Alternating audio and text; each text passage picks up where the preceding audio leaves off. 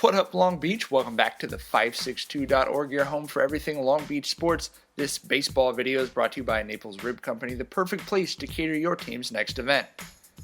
Long Beach Poly, Lakewood, no time for jibber jab, too much woo wop wa bam in this game, so we got to get straight to it. Lancers build a 6-1 lead in the early innings in this game. David Baruch gets the high-powered day started. Teams combined for 21 runs and almost 30 hits. Devon Semper Fi is going to get the Lancers on the board with this RBI. Lakewood out in front early. Eddie Gaxiola, a big part of that. He was 3 for 4 with 2 RBI and a run to lead the Lancers offensively. He keeps the red train rolling here. And then it's coat check time. The sophomore Wade Coates is going to beat the tag for another Lancers run. It looks like Lakewood might run away with this thing. But trailing 6-3, Poly looking for a spark. They're going to get it from senior Fresno State signee E.J. Andrews. A leadoff triple in the bottom of the third inning. You can bet Deuce is feeling pretty fired up about that one. He says, let's go. And his team listened to him. They got behind him and rallied back in a big way. Jesse Simon's going to bring him in to put Poly within 2. Rabbits feeling good. We're going to go to the bottom of the 4th after a shutdown inning by Tim Fife. Nolan Brown at the plate this time. He's going to make it 2 on with no outs as he legs that one out. And that's going to bring up Chris Murphy, the talented junior.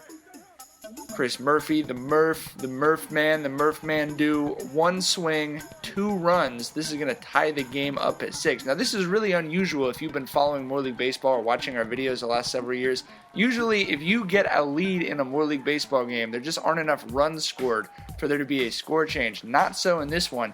Lakewood goes up 6-1. Poly comes back and ties it at 6. Obviously, Coach Brent Lavoie likes that from Murphy. And then Mike Maui is going to bring Murphy home, and Poly's going to take its first leave. Simon's going to make it 8-6 later in the inning, but there would be a Lancer answer in the top of the 6th. Ryan Riddell with the leadoff triple. Obviously, playing on the campus fields instead of at Blair means that there's a lot of space for the ball to roll, and Riddell takes advantage.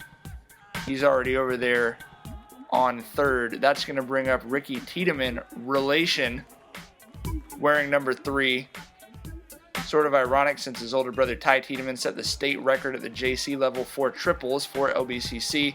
He's going to hit another triple. More 3-baggers in this game than you will see in a lifetime of covering baseball at Blair Field, I tell ya. But again, this is very unusual to have so many momentum changes and scoring swings. Wyatt Coates' relation, hard hit fly ball to left is going to score Sal Ahumada. And again, we've got a new ball game as that's going to tie things up at 8. Too much offense to cram into 7 innings, so we're going to extras. Lakewood baking a bunt cake in the 8th. Coates with a well-placed bunt to get on. That's 2 on with no outs. And then Nathan Blair, no relation, another great bunt, and now it's going to be bases loaded with no outs for the Lancers. Obviously, they're feeling pretty good about their chances. Gaxiola is going to drop it in. Now it's 9-8 Lakewood here in the top of the 8th inning.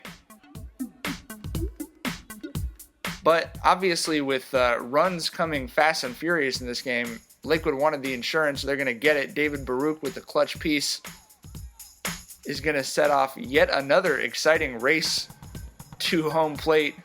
Blair gets in under the tag. We'll see a little bit more of that later. That puts Lakewood up 10-8 in the top of the 8th. We go to the bottom 8th. Mike Maui gets on, legs out a double on a sore hammy. Unfortunately, my camera and phone are both dead at that point. Andrews puts 2 on. Shout out to EJ's mom for the portable charger. Shout out to Simon.